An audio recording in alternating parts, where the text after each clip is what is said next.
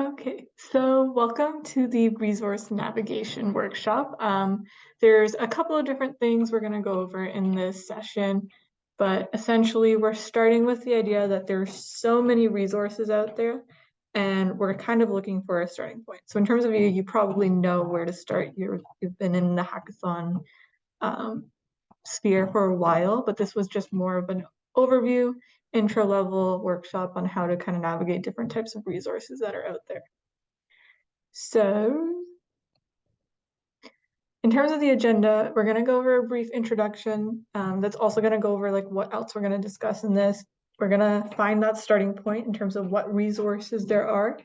When analyzing those resources, what are some things that we should consider? And then we're going to conclude with the notion of how we move forward with respect to all the different resources we have here.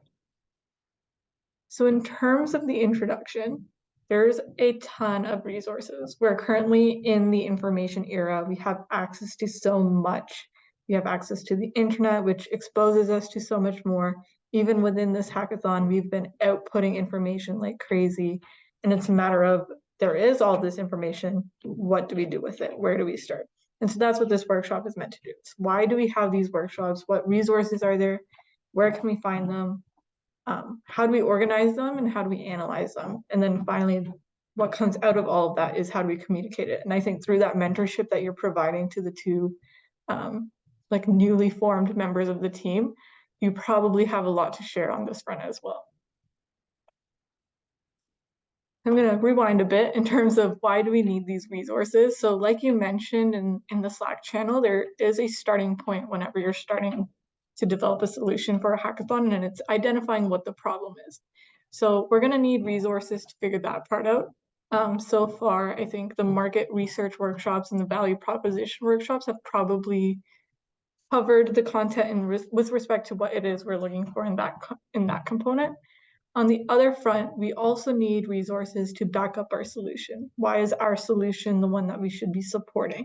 Why is our solution the one that's going to make an impact? And I think the solutions that you have proposed, from the conversations I've heard, you've done a lot of research, you have a lot of resources backing you up. So that's kind of the why behind why we need resources.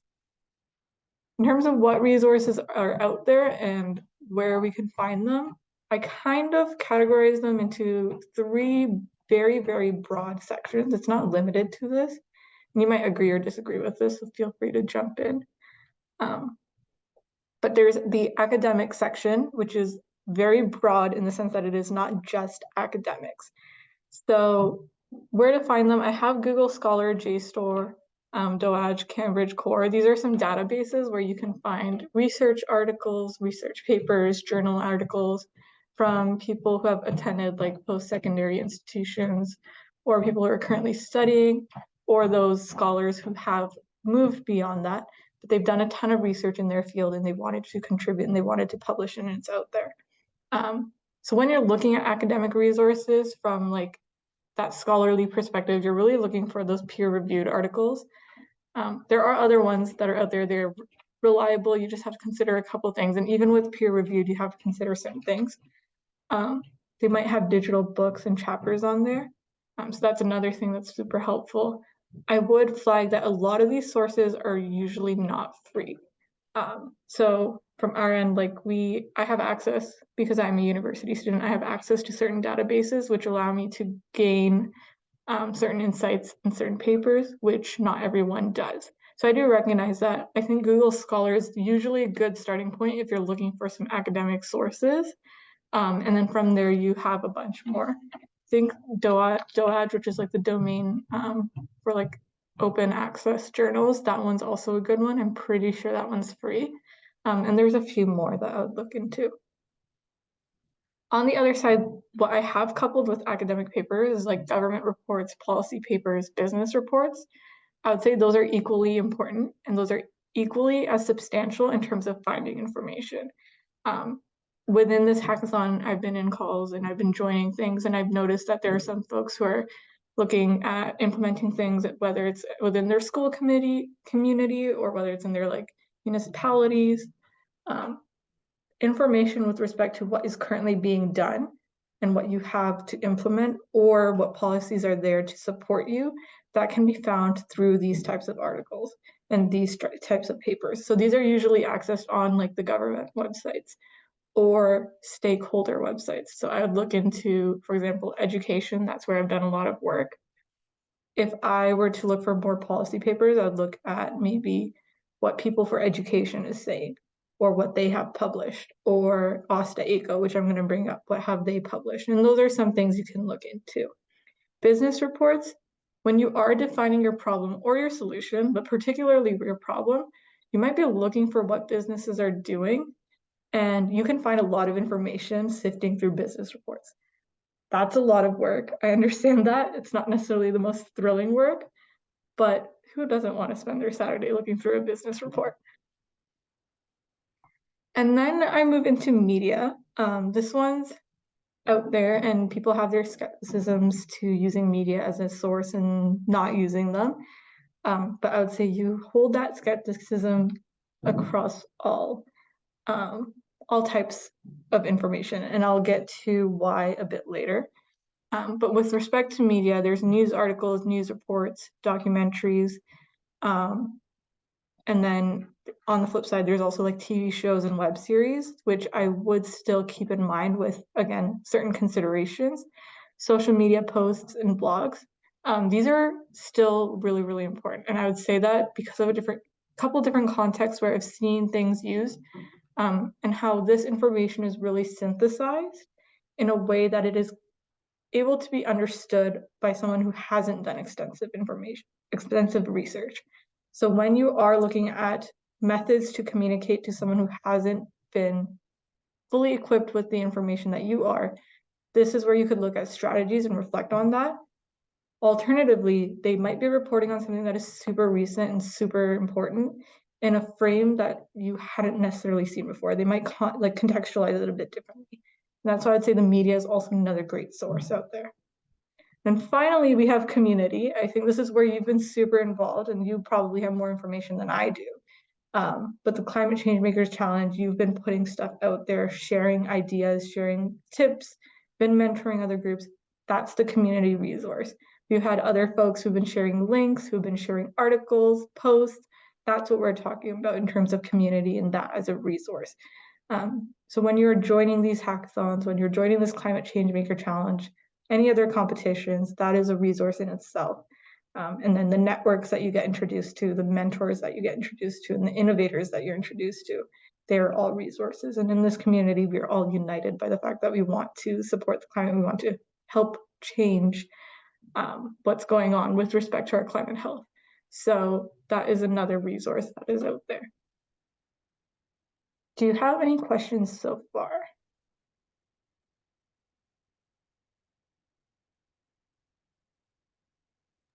Is it really important to make a community in in every solutions? And I have some uh, always get problems like where to get right reports of a particular solution, because for example in my part there is a company called Green Fluidics. They never reveal their solution, so it's a big challenge for me to get the right information or the right uh, industrial information.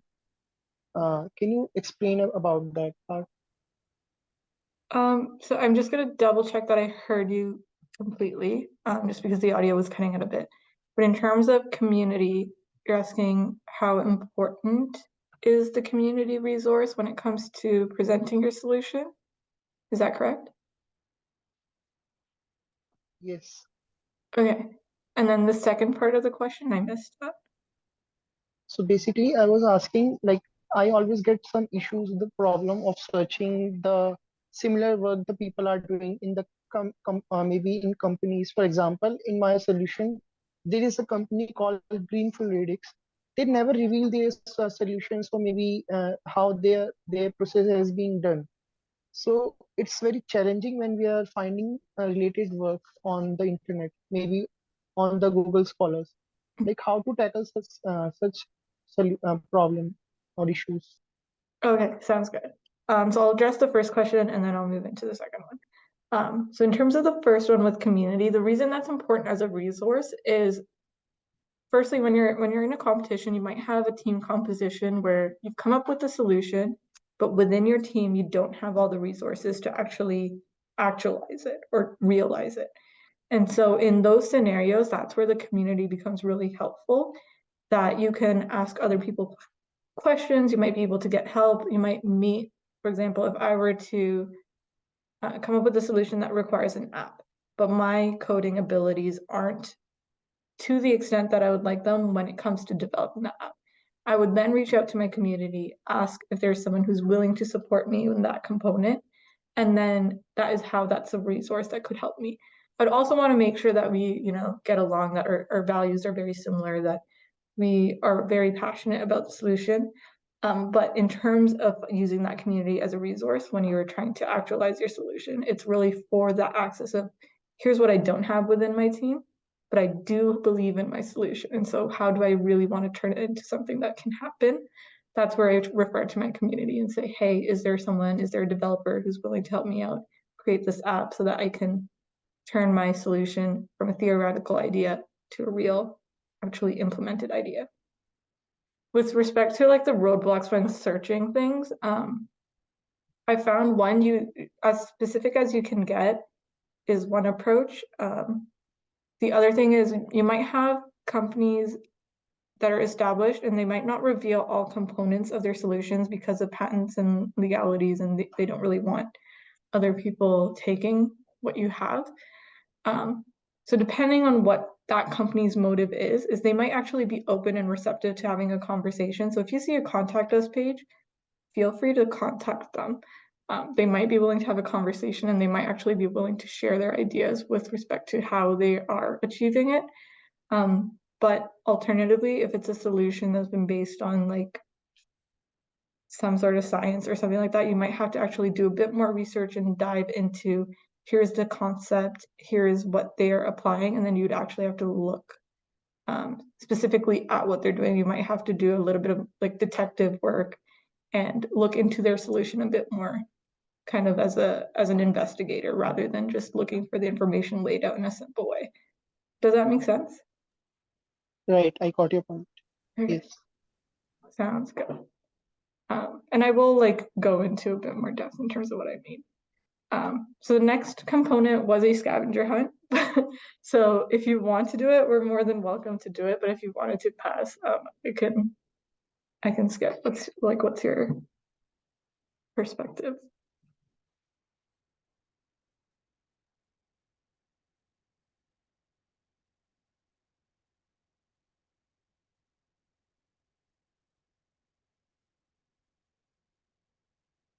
I'm gonna take it as a we pass this activity. So in terms of the scavenger hunt, for those of you watching the recording, if you feel like it, go through, surf the internet again, and try to look for at least 3 of these 6 items that I've put on the slides around the rocket ship. So either a research paper, a social media post, a presentation, a community message, a show or documentary, an op-ed or a blog post that might support you with respect to your solution, or alternatively, something else that you're trying to research into.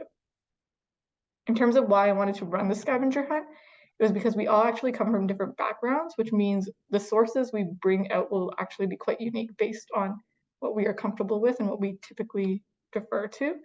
And the other reason I wanted to highlight things was that different sources have different perspectives. And so when you go through and when we compare and contrast those, it's really interesting to see how those perspectives come to light. So in terms of examples of these types of sources, I've got a couple linked. So the first one, in terms of an academic source, I chose more of a policy paper. So I've worked in the education sector a bit. This is one of them. It's called The Volume of Our Voices. It's the first volume that we released out of 3 in May 2021, and it was Learning and Living During a Pandemic.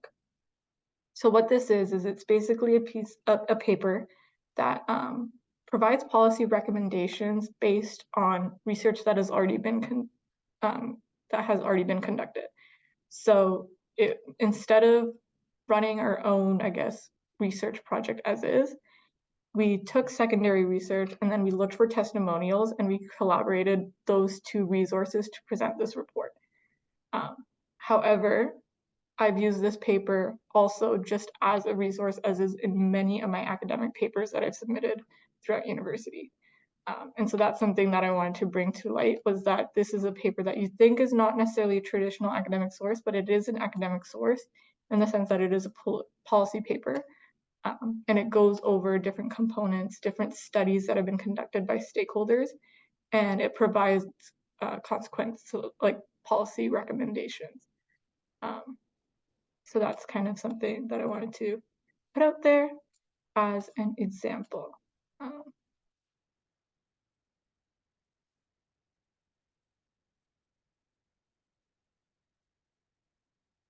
In terms of my other one, I have this as an annual report from a company. And the reason I'm going to highlight this is it actually came from a media source. So what I was doing is I was watching a Netflix show called Patriot Act with Hasan Minhaj. And conveniently, one of the topics of the episodes lined up very closely with what I was working on as like a project / my small business. And so I got a bunch of resources that really supported why my business should exist. And one of them was this particular annual report, which, so I didn't cite the show, but what I did do is the show cited a report. And then I went and found that report, and then I scrolled through that to find these components, which basically just proves that greenwashing is a thing. So that's how I leveraged media. It was a mainstream show on Netflix, and I got this information in the form of a report. So it's kind of an intersection between the two.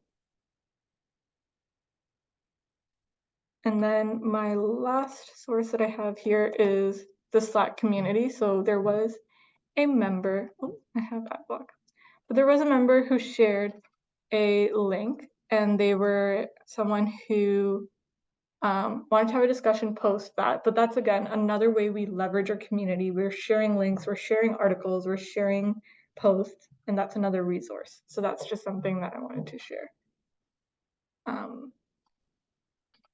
I'm just gonna pause really quickly, and I'm just gonna answer a quick message. Okay, so I'm gonna continue. In terms of analyzing and organizing, so here's why I brought up that like plethora of resources. Again, it's a lot of different things, a lot of different content. Why do we have all of them, and why do we need to sift through it, and what do we need to consider when we sift through it? So with respect to media, there's media and academic sources. There's a whole bunch of things you have to consider. And that is kind of who wrote them, what are they writing about, what is the context behind it.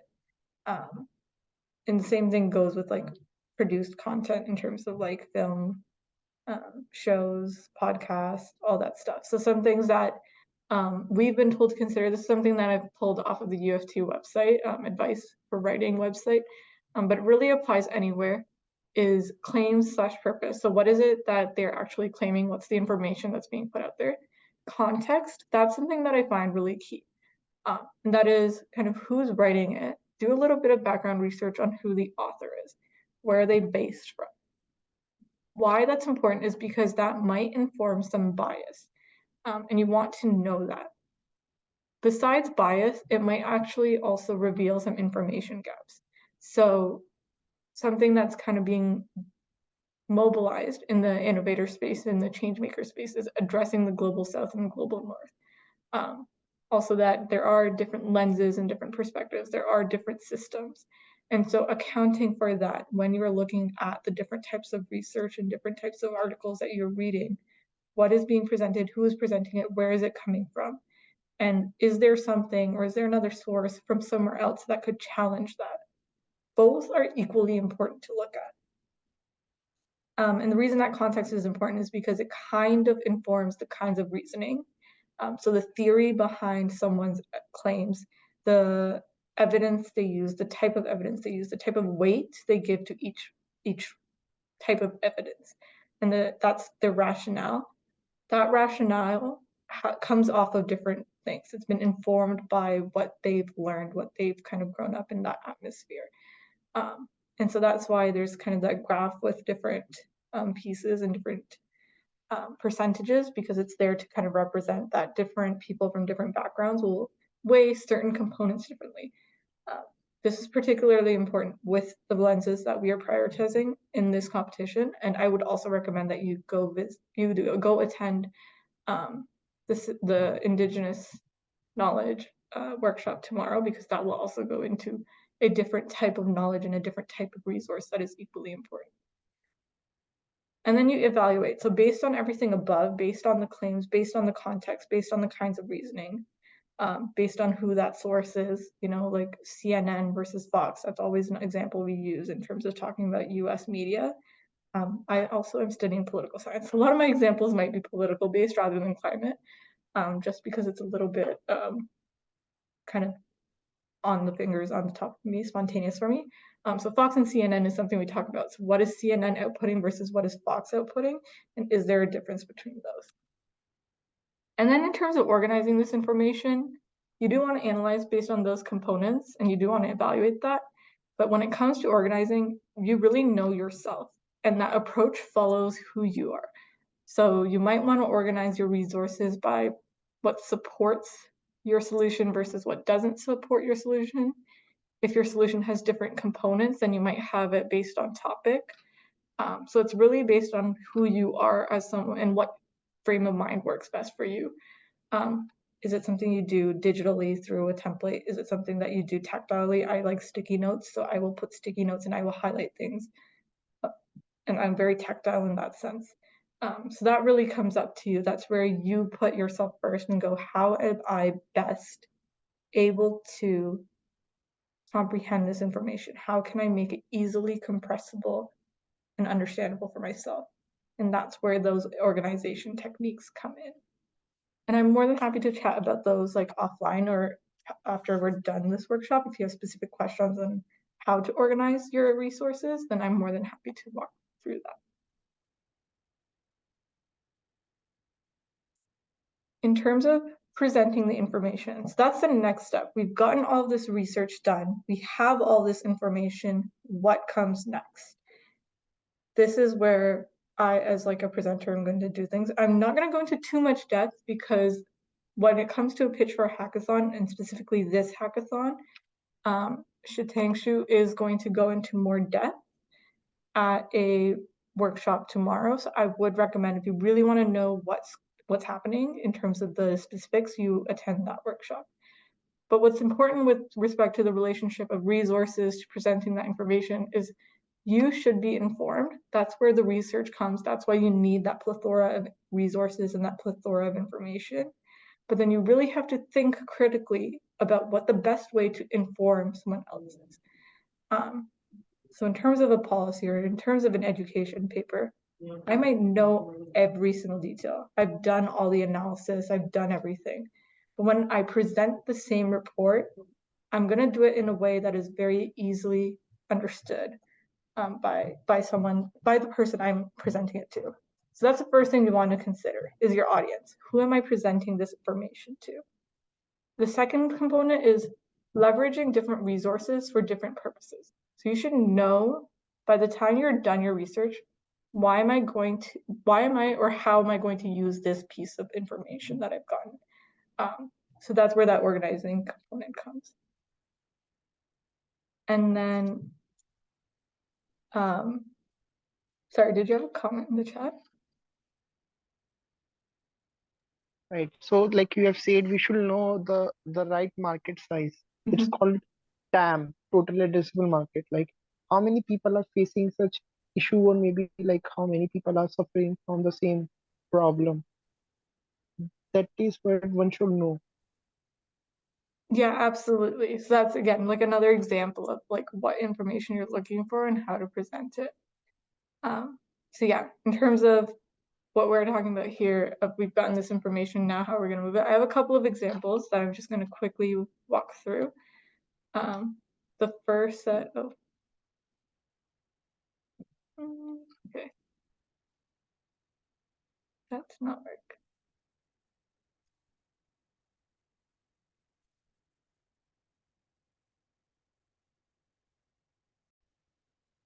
This is the first one. I'm hoping it shows up. Yeah, there we go. So this is a 2020-2021 elementary engagement plan. So again, I'm referring back to my experience with education. What happened is we had an initial plan, a strategic plan before entering our terms, and then we ran a bunch of events. We gathered a bunch of data based on that event, and then we created this report to present the idea. So, in terms of the impact, it's very, very clean and it's very, I guess, concise is the word that I'm looking for. We've made it very bright. We've made it something that someone would actually enjoy and stick through. And we tried to make sure that the key information that we really wanted was very clearly communicated. So in terms of what the impact was for our events that we ran, it was only 2 days, only 6 sessions, but we were able to impact 255 students. Similarly with the Senate open house, it was just it was a 1-hour session. We were able to hit 170 people with that 1-hour session. And then based on that, we had recommendations. And again, those 3 recommendations are very simply laid out. And it was just meant to be a quick read of if we quickly read it, we quickly have this information here, how can someone move forward with this information? It's all back. Another one I have is this.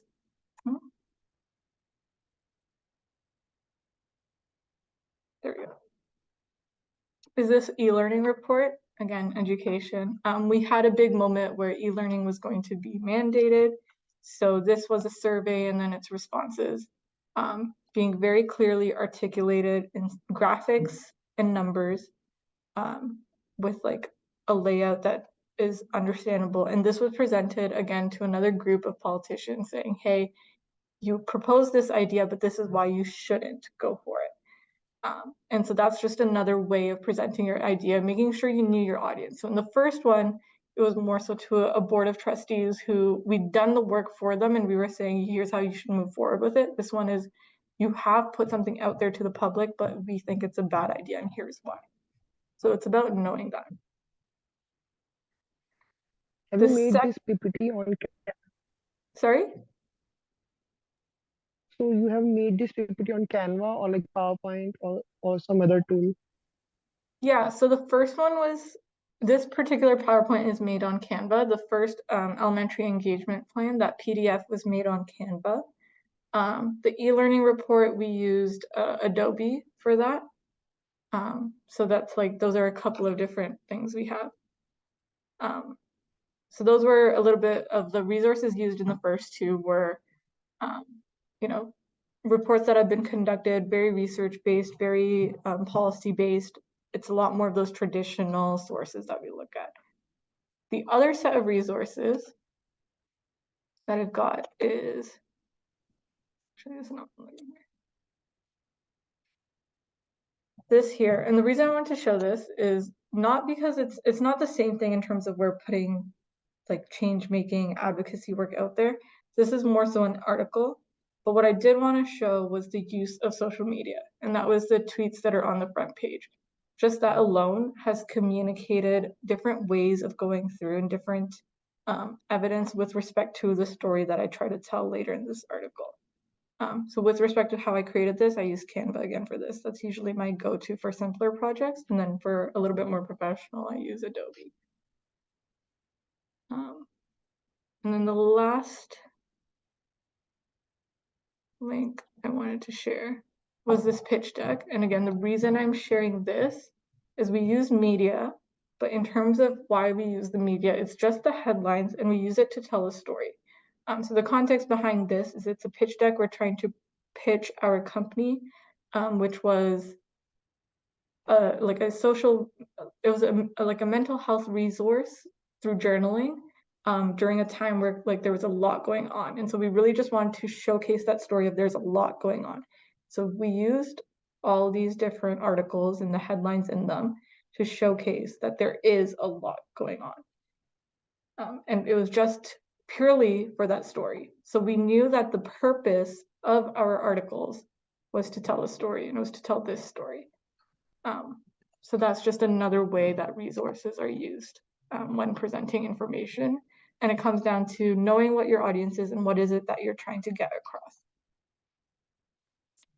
And then the last component of this workshop is moving forward. So how do we maximize our community? That's going to be one step with respect to our resources. And the second is just future opportunities. That's another set of resources that we didn't get into. So apart from taking your research and then presenting it, maximizing your community, that's a resource we have. And the way that you get the most out of it is by sharing resources with each other, by continuing conversations, by building skills with each other. So that is through attending these workshops. That is by having conversations like the one you had in the last call. That is by providing mentorship. And even though you're in a community space where you're kind of competing with each other, the more higher level thinking is that you're actually supporting each other. Ultimately, we're all supporting each other to help the climate crisis. And similarly, it's just there to help build your network, build your skills, and get you to future opportunities. So if you do have another hackathon that you know of, share it in the resources and events channel. If there are other challenges that you're participating in, go for it. If you do want to turn your idea to an action, go ahead, reach out to someone when you realize, oh, I don't have the skill within my team, or I don't have this within myself, but I know that person does. Send them a DM and be like, hey, would you be interested? And have a chat. That's how we move forward in terms of evaluating our resources. With that, that is the end of the formal part of the presentation.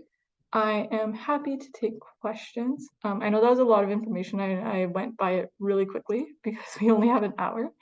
But yeah, happy to answer any questions.